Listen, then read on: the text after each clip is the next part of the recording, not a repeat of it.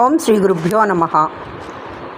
అతిగా నిద్రపోతుంటే ఏమిటి ఊర్మిళాదేవి నిద్ర అంటారు కదా. మరి ఈ ఊర్మిళాదేవి నిద్ర ఏంటి చూద్దాం. రామాయణంలో మౌన త్యాగమూర్తి ఊర్మిళాదేవి. ఊర్మిళాదేవి నిద్రే లక్ష్మణుని విజయానికి అసలు కారణం.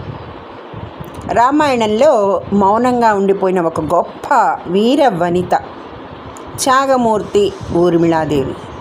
సీతమ్మ అంతటి గొప్ప వ్యక్తిత్వం ఉన్నప్పటికీ ఆమె కథ చాలామందికి తక్కువగా తెలుసు. రామాయణంలో ఊర్మిళాదేవి త్యాగం మరియు ఆమె పాతివ్రత్యం గురించిన విశేషాలు ఇవాళ మన ఆధ్యాత్మిక పరంపరలో పంచుకుందాం. ఇక అసలు విషయం ఏంటంటే, రామాయణంలో అనేక మంది మహావీరులు మహానుభావులు ఉన్నారు. కానీ ఎలాంటి కీర్తి కోరుకోకుండా, ఘోష లేకుండా త్యాగం చేసిన ఒక గొప్ప వీరవనిత ఊర్మిళాదేవి. సీతమ్మ వంటి మహానుభావురాలికి సమానంగా త్యాగ గుణాలు ఉన్నప్పటికీ ఊర్మిళాదేవి కథ చాలామందికి ఇప్పటికీ పూర్తిగా తెలియదు. రామాయణంలో ఊర్మిళ పాతివ్రత్యం నిగ్రహం నిజంగా అనన్య సామాన్యం. ఆదర్శ వివాహం ఊర్మిళాదేవి మిథిలా రాజైన జనక మహారాజు రెండవ కుమార్తె సీతమ్మకు చెల్లెలు. శ్రీరామచంద్రుడు సీతమ్మను వివాహం చేసుకున్న అదే శుభముహూర్తంలో లక్ష్మణుడు ఊర్మిళాదేవిని వివాహం చేసుకున్నాడు. వివాహానంతరం వారు కొద్ది కాలమే సుఖంగా దాంపత్య జీవితం గడిపారు. ఆ తర్వాత ఊర్మిళ జీవితంలో త్యాగమే ప్రధాన పాత్ర పోషించింది. వనవాస నిర్ణయం చూస్తే కనుక ఊర్మిళ నిగ్రహం, శ్రీరాముడు 14 సంవత్సరాలు వనవాసానికి వెళ్ళాలని నిర్ణయించుకున్నప్పుడు లక్ష్మణుడు తన అన్నను విడిచి ఉండలేక చేయాలని నిర్ణయించాడు. ఆ నిర్ణయాన్ని చెప్పేందుకు లక్ష్మణుడు విచారంగా ఊర్మిళ వద్దకు వచ్చినప్పుడు ఆమె ఎలాంటి అడ్డు చెప్పకుండా మౌనంగా ఆ నిర్ణయాన్ని స్వీకరించింది. నేను కూడా అడవికి వస్తాను అని ఆమె మొండికి వేయలేదు. తాను వస్తే లక్ష్మణుడి దృష్టి అన్నసేవపై కాకుండా తనపై ఉంటుందని ఆమె గ్రహించింది. తన వల్ల భర్త కర్తవ్యానికి ఎలాంటి ఆటంకం కలగకూడదని భావించి అయోధ్యలోనే ఉండిపోవాలని నిర్ణయించింది.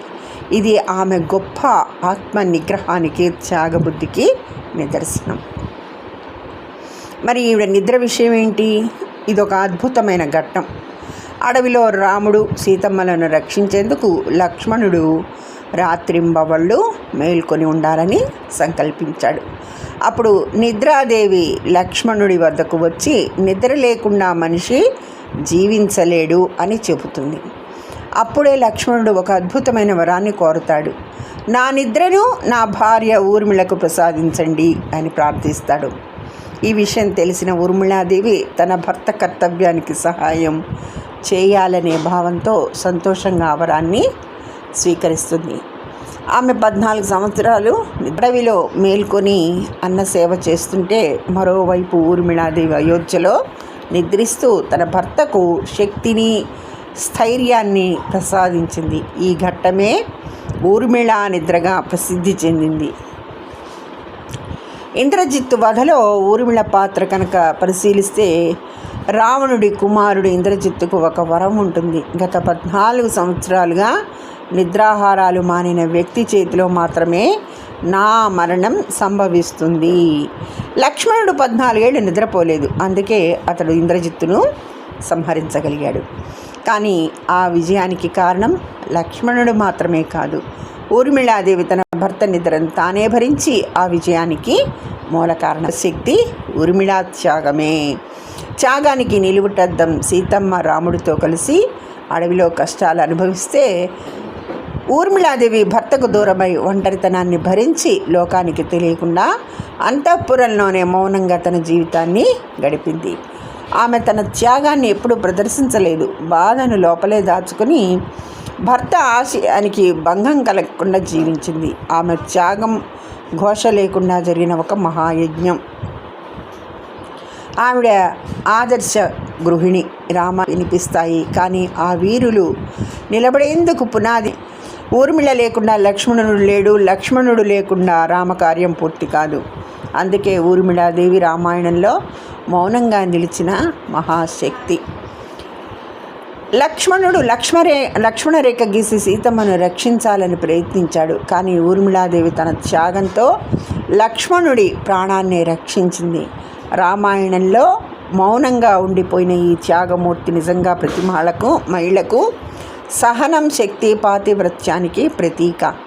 ఊర్మిళాదేవి త్యాగాన్ని, ఆమె పాతివ్రత్యాన్ని కొనియాడుతూ సాంప్రదాయబద్ధమైన స్తోత్రాలు చాలా అరుదుగా కనిపిస్తాయి.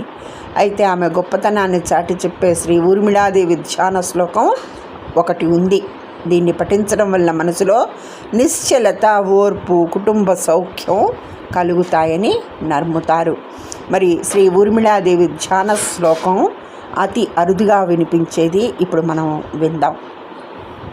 సజాతాం చ లక్ష్మణ ప్రాణవల్లభాం త్యాగమూర్తిం మహాదేవీం ఊర్మిళాం ప్రణమామ్యహం నిద్రాం స్వీకృత్య భర్తార్ధే తపసా భాసితాం తదా పతివ్రతాం శిరోరత్నం సీతినీం భజే నిశం. దీని భావం గనక పరిశీలిస్తే జనక వంశజాతాంచ లక్ష్మణ ప్రాణవల్లభాం, జనక మహారాజు వంశంలో జన్మించిన లక్ష్మణుడికి ప్రాణప్రదమైన భార్య అయిన ఊర్మిళకు నమస్కరిస్తున్నాను. త్యాగమూర్తి మహాదేవి, త్యాగానికి నిలువుటద్దమైన మహాదేవికి వందనం. నిద్రాం స్వీకృత్య భర్తార్ధే, తన భర్త కర్తవ్యం కోసం లక్ష్మణుడి నిద్రను తాను స్వీకరించి తపస్సుతో ప్రకాశించిన తల్లి. పతివ్రతాం శిరోరత్నం సీతాభగినీం భజే నిశం, పతివ్రతలలో శిరోరత్నం వంటిది సీతమ్మ చెల్లెలైన ఊర్మిళను నేను నిరంతరం భజిస్తున్నాను. ఊర్మిళాదేవి ప్రార్థన వల్ల కలిగే ఫలితాలు కూడా మెండుగా ఉన్నాయి. ఊర్మిళాదేవి నిగ్రహానికి, ఓర్పుకు సంకేతం. జీవితంలో కష్టాలు వచ్చినప్పుడు కుంగిపోకుండా ధైర్యంగా తన కర్తవ్యాన్ని నిర్వహించిన ఆమెను స్మరించుకోవడం వల్ల దంపతుల మధ్య ప్రశాంతత, ఏకాగ్రత లభిస్తాయి. నిద్రా సంబంధిత సమస్యలు ఉన్నవారికి ఉపశమనం కలుగుతుందని పెద్దలు చెబుతుంటారు. ఊర్మిళాదేవికి శతకోటి వందనాలు. ధన్యవాదములు. సర్వేజన సుఖినో భవంతు.